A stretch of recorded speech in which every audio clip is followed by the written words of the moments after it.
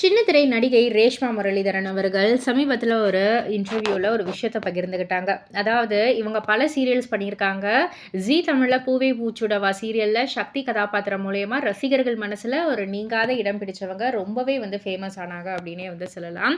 So இவங்க வந்து இன்டர்வியூவில் என்ன ஷேர் பண்ணிக்கிட்டாங்க அப்படின்னா, அவங்க வந்து ஒரு எக்ஸ்ட்ரீமான ஒரு இன்ட்ரோவர்ட்டான ஒரு பர்சனாக யாருக்கிட்டையும் பேச மாட்டாங்களாம். எத்தனை மணி நேர கணக்காக இருந்தாலும் அவங்க இருக்கிற இடமே தெரியாத அளவுக்கு அவ்வளோ அமைதியாக இருக்குமாம். அந்த அளவுக்கு ஒரு இன்ட்ரோவர்ட்டான ஒரு பர்சனாக ஒரு டான்ஸ் நிகழ்ச்சியில் கலந்துக்கிட்டாங்களாம். அது கிட்டத்தட்ட வந்து 20 மணி நேரம் நடந்தாலும் நான் வந்து ஒரு ரெஸ்ட் ரூம் கூட நான் வந்து போகவே இல்லை. அந்த அளவுக்கு அதே இடத்துலயே நான் உட்காந்துருந்தேன். எல்லாரும் எனக்கு கிண்டல் கூட பண்ணுவாங்க, என்ன அந்த சேரில் ஏதாவது கம் போட்டு ஒட்டியிருக்கா, இப்படியே உட்காந்தே இருக்கீங்கன்னு கூட வந்து கிண்டல் பண்ணுவாங்க. அந்த அளவுக்கு நான் ரொம்பவே இன்ட்ரோவர்ட். ஆனால் எனக்கு அந்த சக்தி கதாபாத்திரம் பூவே பூச்சோடவா சீரியலில் நான் எப்போ அந்த சக்தி கதாபாத்திரம் வந்து பண்ணனோ, அதுக்கப்புறம் என்னுடைய லைஃப்பில் நிறைய மாற்றங்கள்.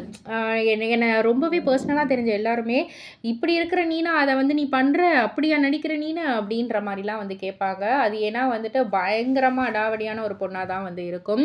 ஸோ அதுக்கப்புறம் அந்த ஒரு சீரியல் நடித்ததுக்கப்புறம் தான் என்னுடைய லைஃப்லேயுமே நானுமே கொஞ்சம் கொஞ்சமாக அந்த இன்ட்ரோவர்ட்லேருந்து வெளியில் வந்தேன் அப்படின்ற மாதிரி வந்து சொல்லியிருந்தாங்க. அவங்களுடைய பர்சனல் கேரக்டரும் கொஞ்சம் கொஞ்சமாக இம்ப்ரூவ் ஆச்சு. இன்ட்ரோவர்ட் டு எக்ஸ்ட்ரோவர்ட்டாக கொஞ்சம் கொஞ்சமாக இம்ப்ரூவ் ஆயிருக்கு அப்படின்ற மாதிரி சொல்லியிருக்காங்க.